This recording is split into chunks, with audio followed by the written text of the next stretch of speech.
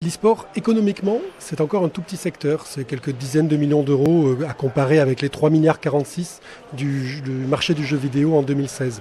C'est encore tout petit économiquement, mais médiatiquement, la force de frappe est beaucoup plus importante. C'est un secteur qui croît très rapidement et qui a vraiment une importante dynamique. Et c'est pour ça que c'est quelque chose que les éditeurs de jeux vidéo suivent de très très près. L'e-sport, c'est un formidable moyen d'animer les communautés. Quand on sort un jeu, on a évidemment envie que le public s'en empare, qu'il y joue et puis qu'il continue à y jouer, qu'il fasse vivre ce jeu-là le plus longtemps possible. L'e-sport, c'est ça, c'est tout simplement un moyen de faire vivre les jeux très longtemps, puisqu'on sait qu'il y a les amateurs de e-sport sont des passionnés, sont des gens qui jouent beaucoup, qui peuvent s'investir à la fois dans la vie du jeu, dans la vie des communautés, mais aussi dans le fait d'aller voir des matchs et d'être des spectateurs du e-sport qui devient un véritable spectacle. Aujourd'hui, pour les éditeurs, le e-sport est une facette extrêmement importante de l'expérience liée aux jeux vidéo. Donc c'est pour nous un enjeu crucial. On s'en est rendu compte très clairement sur la Paris Games Week, où on a vu que les acteurs du e-sport, il y a quelques années, avaient des difficultés en termes de reconnaissance, de cadre légal.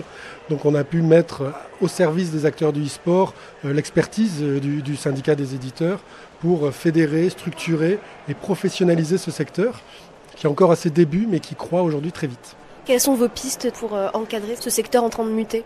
On a déjà eu l'essentiel puisqu'on a constitué avec les autres acteurs du e-sport une association qui s'appelle France e-sport, qui réunit les éditeurs, créateurs de jeux d'un côté, les promoteurs, organisateurs de compétitions et les clubs de l'autre, et les joueurs. Donc cette association France e-sport a discuté avec le gouvernement, ce qui nous a permis d'obtenir une reconnaissance à la fois pour les compétitions de e-sport et à la fois pour les joueurs.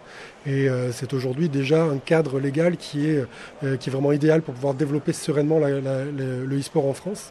Donc aujourd'hui, tout reste à faire, mais en tout cas, on a des bonnes bases. Combien de professions, combien de personnes gravitent autour de ce milieu ? L'e-sport est une composante du grand écosystème du jeu vidéo. L'e-sport aujourd'hui représente quelques centaines d'emplois. Il y a une petite centaine de joueurs professionnels d'e-sport en France. Et si on prend les organisateurs d'événements, les agences qui sont aujourd'hui le cœur du e-sport, oui, on est à quelques centaines d'emplois. Ça reste encore un tout petit secteur économiquement parlant, mais médiatiquement, c'est déjà quelque chose de massif. Je crois que l'exemple le plus parlant, c'est la Paris Games Week, donc qui est cette espèce de grande vitrine de jeux vidéo que nous organisons à la porte de Versailles. À la première Paris Games Week en 2010, 220 mètres carrés étaient consacrés au e-sport.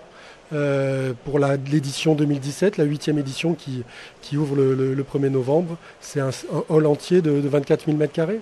Donc c'est vraiment une évolution extrêmement rapide en seulement 7 ans et extrêmement massive puisqu'on passe de 220 mètres carrés à 100 fois plus.